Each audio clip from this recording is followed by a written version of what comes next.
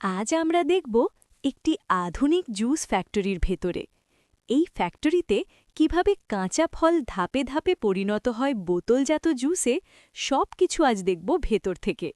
এই ভিডিওটা শেষ পর্যন্ত দেখলে তুমি আর কখনো জুস বোতল আগের চোখে দেখবে না। প্রথমেই আসে কাঁচা ফল।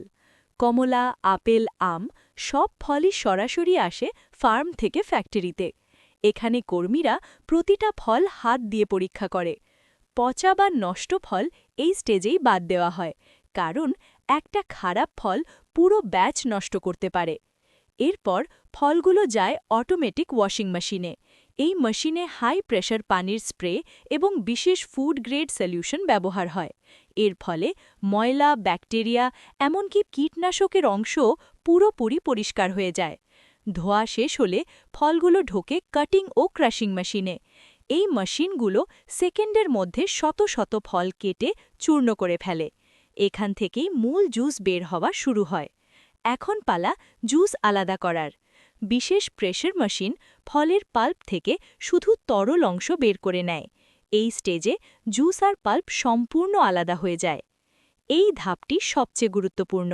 জুসকে প্রথমে ফিল্টার করা হয় যাতে কোনো অপ্রয়োজনীয় অংশ না থাকে। এরপর জুসকে নির্দিষ্ট তাপমাত্রায় গরম করা হয়। একে বলে পাস্তুরাইজেশন। এতে ক্ষতিকর জীবাণু নষ্ট হয়, কিন্তু স্বাদ থাকে ঠিকই। এরপর বড় বড় ট্যাঙ্কে জুসের সাথে যোগ হয় চিনি ও ফ্লেভার। সবকিছু কম্পিউটার কন্ট্রোলড সিস্টেমে নির্দিষ্ট পরিমাপে মেশানো হয়। একটু কম বেশি হলেই স্বাদ নষ্ট হয়ে যেতে পারে। এখন শুরু হয় বোতলজাত করার কাজ। অটোমেটিক মেশিন প্রতিটা বোতলে একই পরিমাণ জুস ভরে। মানুষের হাত এখানে প্রায় লাগে না। বোতল ভর্তি হলে মেশিন নিজে থেকেই ঢাকনা লাগায়। তারপর লেবেল, তারিখ, বারকোড সবকিছু বসে যায় 1 সেকেন্ডেই। সবশেষে বোতলগুলো কার্টুনে ঢুকে স্টোরেজে যায়। এখান থেকে ট্রাকের মাধ্যমে পাঠানো হয় দোকান ও সুপার শপে। এই ছিল একটি জুস ফ্যাক্টরির ভেতরের পুরো গল্প।